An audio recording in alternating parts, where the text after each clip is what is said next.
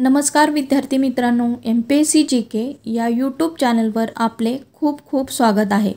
विद्यार्थी मित्रांनो, या व्हिडिओमध्ये आपण भारतीय राज्यघटनेवर आधारित काही प्रश्न उत्तरे पाहणार आहोत, जे आयोगाकडून आपल्याला वारंवार विचारले जातात। चला तर मग या व्हिडिओला आपण सुरुवात करूया। त्यापूर्वी या चॅनलला तुम्ही नवीन असाल तर प्लीज MPSC GK या चॅनलला लाईक करा, शेअर करा आणि सबस्क्राइब करा।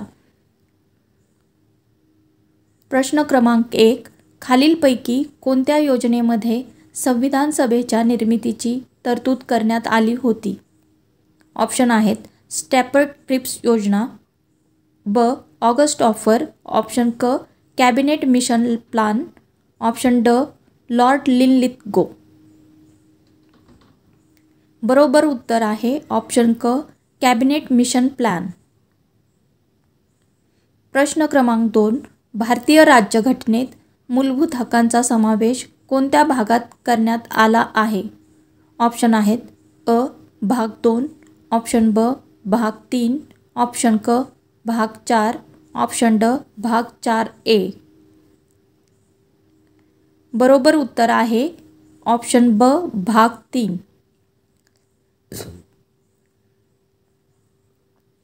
प्रश्न क्रमांक 3, खालीलपैकी सत्य विधाने ओळखा। विधान ए, संघ राज्य घटना समितीचे अध्यक्ष डॉक्टर राजेंद्र प्रसाद हे होते। विधान बी, प्रांतिक घटना समितीचे अध्यक्ष सरदार वल्लभभाई पटेल हे होते। विधान सी, मसुदा समितीचे अध्यक्ष डॉक्टर बाबासाहेब आंबेडकर हे होते। ऑप्शन आहेत अ केवळ ए विधान सत्य, ऑप्शन ब वरील सर्व विधाने सत्य, ऑप्शन क बी आणि सी विधान सत्य, ऑप्शन ड केवळ सी विधान हे सत्य आहे। बरोबर उत्तर आहे ऑप्शन ब वरील सर्व विधाने सत्य आहेत। प्रश्न क्रमांक 4, खालीलपैकी कोणती व्यक्ती मसुदा समितीची सदस्य नव्हती? ऑप्शन आहेत अ अल्लादी कृष्णस्वामी अय्यर, ऑप्शन ब एन गोपालस्वामी अयंगार, ऑप्शन क सईद मुहम्मद सादुल्ला, ऑप्शन ड सरदार वल्लभभाई पटेल।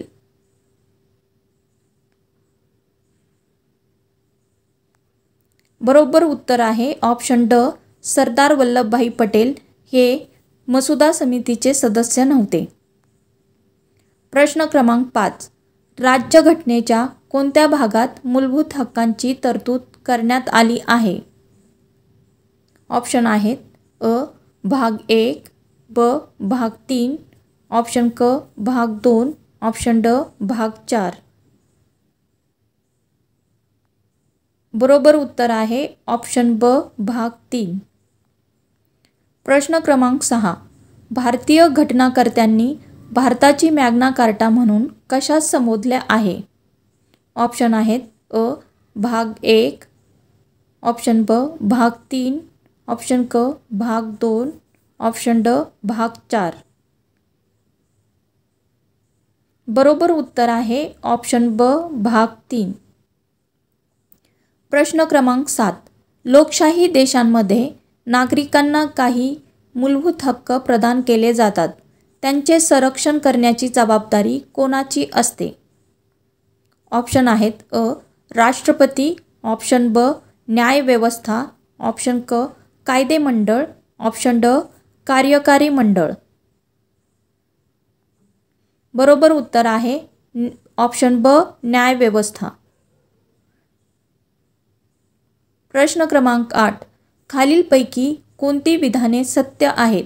विधान अ, मूलभूत हक्कांचा समावेश राज्यघटनेत केला आहे। विधान ब, हे हक्क न्यायप्रविष्ट नसल्याने त्यांची पुनर्प्राप्ती करता येत नाही। विधान क, हे हक्क सर्व प्रकारच्या सार्वजनिक प्राधिकाऱ्यांवर बंधनकारक असतात। ऑप्शन आहेत अ फक्त अ विधान सत्य, ऑप्शन ब वरील सर्व विधाने सत्य, ऑप्शन क अ आणि क विधान सत्य, ऑप्शन ड फक्त ब विधान सत्य। बरोबर उत्तर आहे ऑप्शन क. क आणि अ आणि क सत्य विधाने आहेत. प्रश्न क्रमांक 9. भारताच्या कार्यकारी मंडळामध्ये खालीलपैकी कोणाचा समावेश होत नाही? ऑप्शन आहेत अ. महान्यायवादी, ऑप्शन ब. उपराष्ट्रपती, ऑप्शन क. राज्यपाल, ऑप्शन ड. भारताचे पंतप्रधान.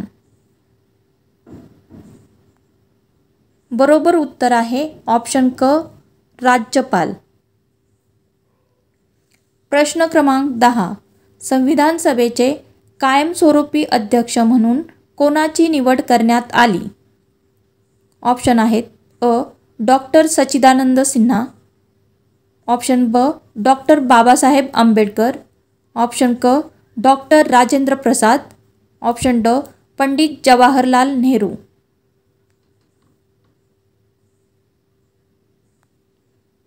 बरोबर उत्तर आहे ऑप्शन क.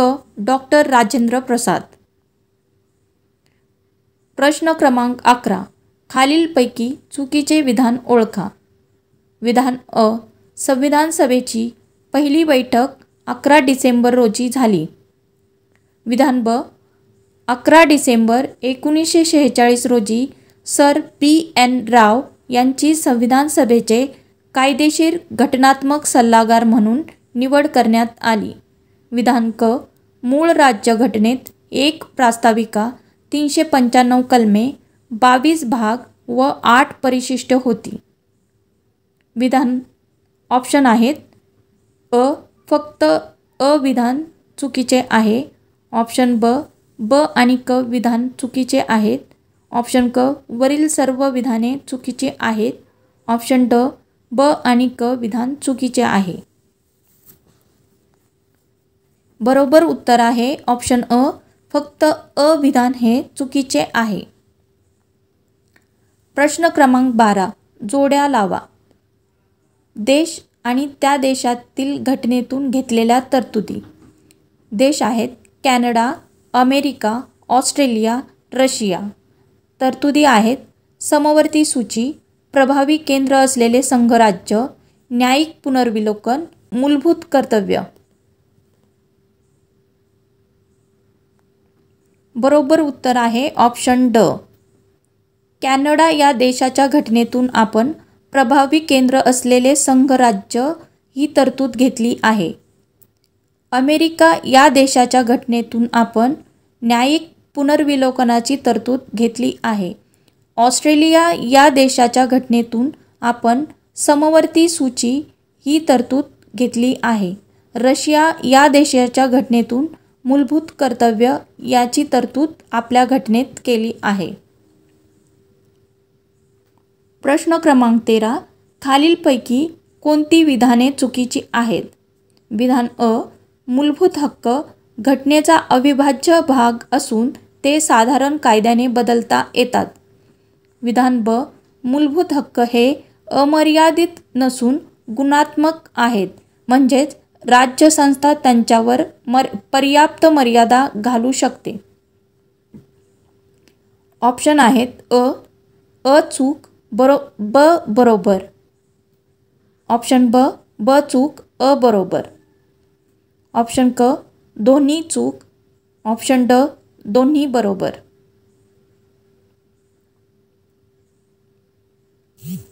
बरोबर उत्तर आहे ऑप्शन अ. चूक ब बरोबर. प्रश्न क्रमांक 14. भारतीय घटनेत मार्गदर्शक तत्वांचा समावेश कोणत्या भागात केला आहे? ऑप्शन आहेत अ. भाग 1, ऑप्शन ब. भाग 2, ऑप्शन क. भाग 3, ऑप्शन ड. भाग 4.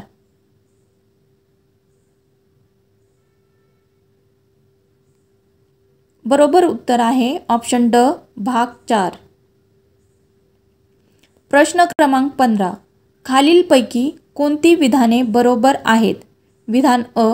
मार्गदर्शक तत्वे ही गैर न्यायप्रविष्ट आहेत. ऑप्शन ब.